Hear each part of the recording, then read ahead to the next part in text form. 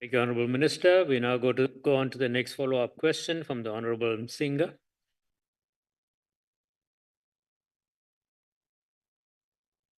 Honorable Chinga, are you on the platform? Yes, I am. Can you see me, Chair?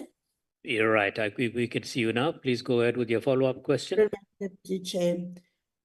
Minister, if such programs exist, why is King Hintsa's head still in Europe?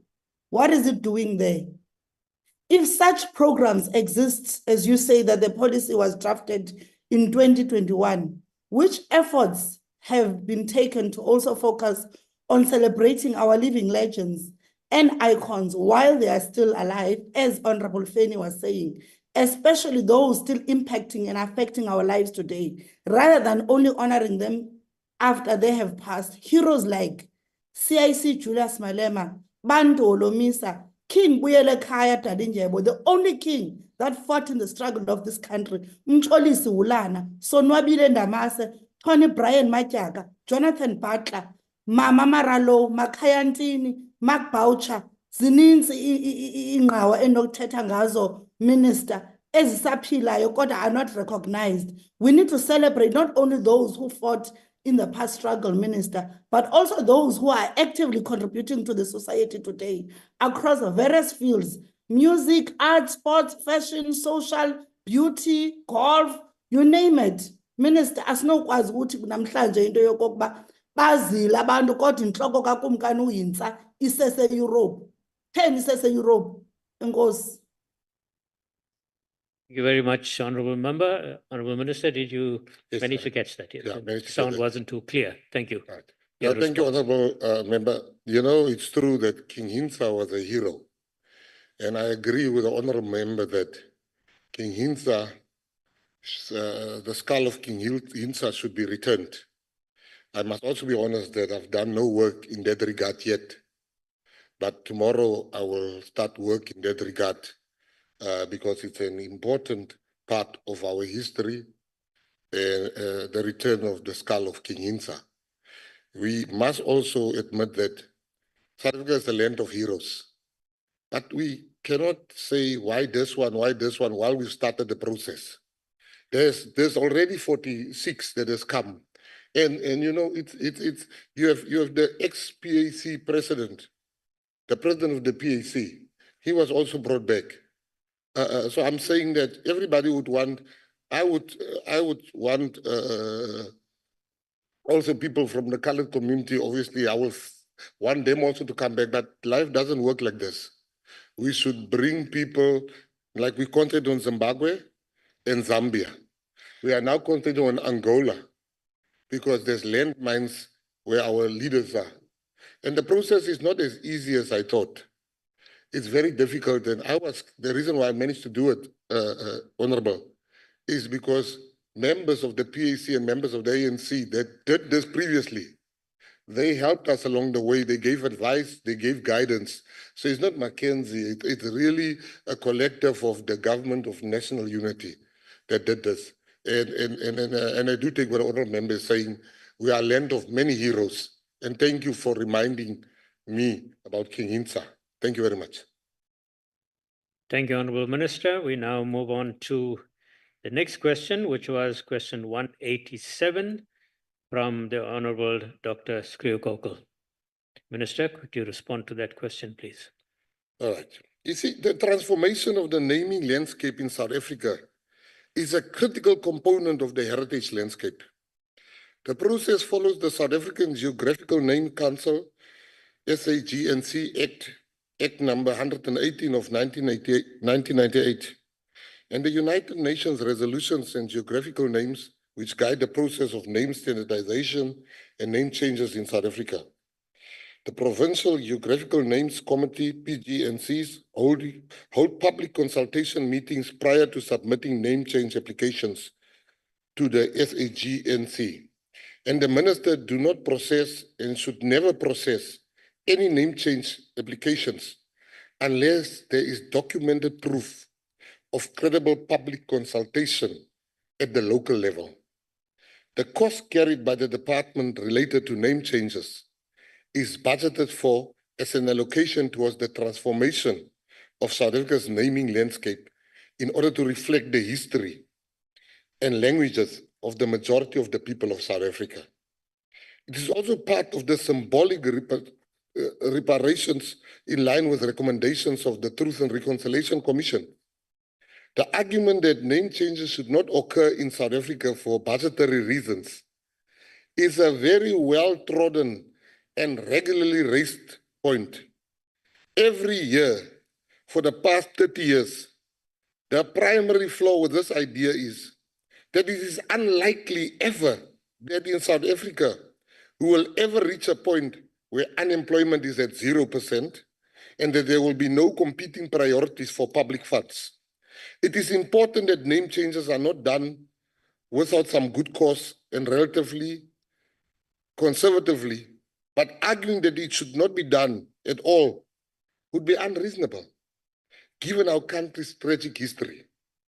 If we were to wait before considering any name change whatsoever, until all the various other problems in South Africa has been solved, then we shall have to wait for many decades, if not centuries, before daring to consider a single name change.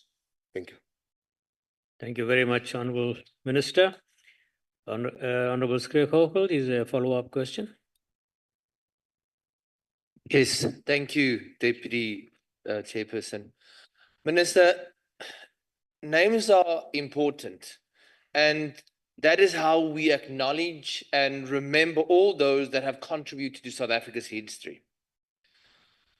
But is the Minister aware of the reported case, which myself I did, to the Public Protector regarding the provincial government in the Free State, which tried to change the name of the Naisville and Gawie de Beer Game Reserve without public participation? If so, what action steps will the Minister take to stop officials using name changes for political motivated actions rather than protecting South African heritage? Thank you very much. Honorable Minister, your response. You know, we must be honest. Name changes are political. You know, you cannot expect Black people that lived through the worst times of apartheid to live in a street called Verwoerd.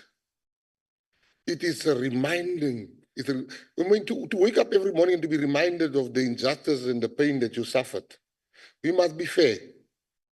You know, people say we don't want this name changes, but you look at all these BE companies. They got Black names, but some of our people in this country are easy to change the names, the company's name to Black names. But when it comes to changing names that also suits the Black majority, they have a problem. But the BE deal, the names get changed now. You have Kumalo and Sons, but there's not one Black people in that sometimes. So, but we must be honest, we must also not do it as revenge. You must not want to hurt people. You know, we have instances, I've had an instance where something on my desk now, where they're trying to change the name. And there's absolutely no consultation. They just wanted to hurt the white minority in that town. They never spoke to nobody. They never asked them, what do they feel? I sent it back. What I'm saying is that we should understand we've got a troubled history. And that history would need us to make sacrifices. White people need to understand there's certain names that will have to change. Black people will have to understand that it should be done not in a way as revenge, but it should be done in the spirit of how far we've come as a country. Thank you very much. Thank you, Honorable Minister. The next follow-up question is from the Honorable Makasini. Thank you, Deputy Chair. Re ke dumedise mohlomphehi. Name change e tlameha etsahale. And le nna ke a dumela e tlameha etsahale through the public consultation. And ba kgatlhanong le hore re change ditoropana tsa rona hangata ha ba batle nnete re bue nnete mo re tswang. Re kekebe ra ba hantle mane Freestata be re na le toropo e bitswa Harris Smith Tate Harris Smith a la rea toropo ya Harrismith ka mosadi wa hae. There really is okay. If you go to Ladysmith today, motho la rea toropo ya Ladysmith ka mosadi wa hae kapa ka girlfriend ya hae, then we must still say it's okay. Public participation e tlameha e etsahale, mare cost effective o tlameha re ska ra etsa in a manner ya hore be re sebedisa tjhelete unreasonable, re sa i-checka status tsa rona sa budget ya rona, because ha re etsa name change ya Harrismith kapa ya Ladysmith, the municipality addresses le bona they will have to incur the cost because ba tlo change the address. But bana ba tshwana le mokgotsi wa ka ka pela ka mo ba sa ratle taba ya name changing like ntho ba e entseng Brandfort, re kekebe ra thola be re ska etsahala. Jwale ka mane Poldru re keke ba ra dumela hore mane Free State mo o tswang heno re dule ka re toropo tsa batho ba re hlekefeditseng ba sa show any remorse. So on that one it tlameha etsahala. Yes, public participation, we must follow everything to the latter, public consultation, and re tla support on that one. Ha e etsahale ra e batla a re tlo dula le Harrismith any longer. Thank you. Thank you, Honorable Matasini. We now, Honorable Minister, your response. Wa tseba motho mo lifeng mo lifeng wa tseba ba re go phila ke o mamela batho ba bua le wena wa ithuta he ne ke sa tsebe Harrismith e ne le girlfriend or slave queen sa le Ladysmith ne ke sa tsebe so wa tla ke leboe member ke batla o leboa fighter for umpe history yo o bua nnete ke dumela le wena tshwantse re change mabitso mara tshwantse re etse ka molao e re dumetseng ka yone re ska batla nka di shortcut ha ba ikhutse bo Ladysmith re kinye mabitso a ka tsang for re thabe kaofela because ka bona mabitso a di o etsa varam di etsa o hlale so ke batla re etse nna ke na to mamela motho o tlo mplela free ke ska etsa name change and hardly ka mabaka eo yona e no loka le nna ha e sebetse le nna tshwantse re etse di name change and re tsame ka molao ke re molao iteng because if I dumela mabitso a eme le o sa nna maketse ke tla tlisa slave queen ya ka ke re town e ke rere ka slave queen ba ke etsa mohlala fela check you protect me. Okay, thank you very much. Thank you very much, Honorable Minister. We now move on to the next follow-up question from the Honorable Sibande. Thank you, Deputy Chair. Also, I'd like to thank you, Minister, for your progressive response to the question. Therefore, South Africa has a history of division and oppression. It is very interesting to listen to those who have benefited from the division of the past when they question the attempts to correct our history and heritage. My question, is it necessary to transform the renaming landscape in South Africa? Well, thank you. Thank you very much, Honorable Member. Honorable Minister, your response. Yeah, no, thank you very much for thanking me first. I think, it is very, very necessary. You must understand, name change didn't start with the fourth or third or first administration. When the English was running South Africa, or the Union of South Africa, and the Afrikaner came into political power, they also changed names to suit not only the narrative, but to suit the political climate of that era. So we must not be made to feel like we've invented name changes. It's not a South African or an African phenomenon. It's a worldwide phenomenon. There's a lot of emotion in it. I mean, for instance, I'll make you an example. Many years ago, I was wrong. I was one of the people that wanted the Springbok emblem to be removed. Until the Afrikaners fought for the Springbok emblem to remain, because it was important to them. And I was on the other side. And Nelson Mandela came, and he convinced all of us that you must never change the name to hurt people. Because I wanted to change the name to hurt white people. Now, if the Springboks still remain, and we manage to have empathy for the pain of the people that loved the Springboks then, today we all love the Springboks. So they will also love Robert Sobukwe Airport or whatever rename that we have. We can't be listening to racists. That one I will never do. We can't be told by a racist that wants to remain, that wants this street, Eugene de Kock Street. How can we allow that? Like we are not in power. No, we can't.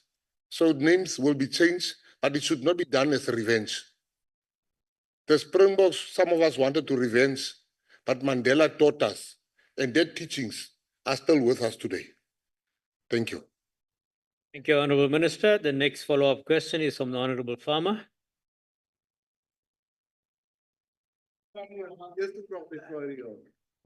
Thank you, Deputy Chair. Thank you, Honorable Minister and President of the fastest growing party in South Africa. My president. Minister, can you please share us your view and the view of your department with regards to the government of the Western Cape not recognizing the history of the indigenous people of the Western Cape with regards to name changes?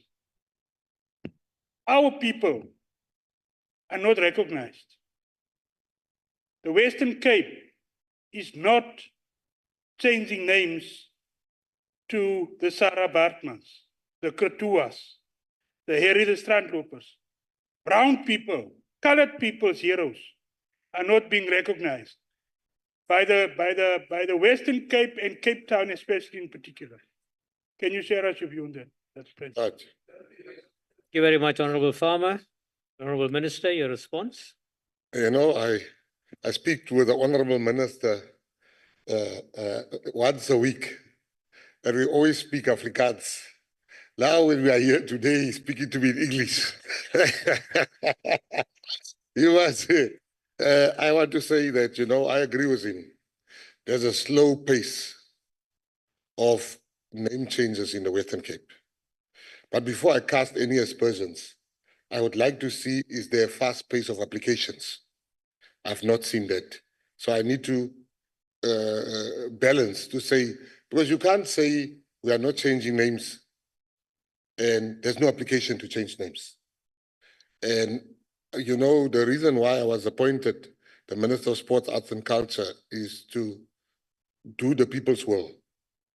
And if the people of the Western Cape, whoever was, if it is true that they were blocking, and they were blocking it, that's about to change. Because this falls under the Department of Sports, Arts and Culture, and I am the minister now. So there's no excuse. We can't be blaming the DA if it doesn't happen in future. I should be blamed because that falls under me. But I must add to you that, you know, in South Africa, we should be very jealous of what we've achieved as a country.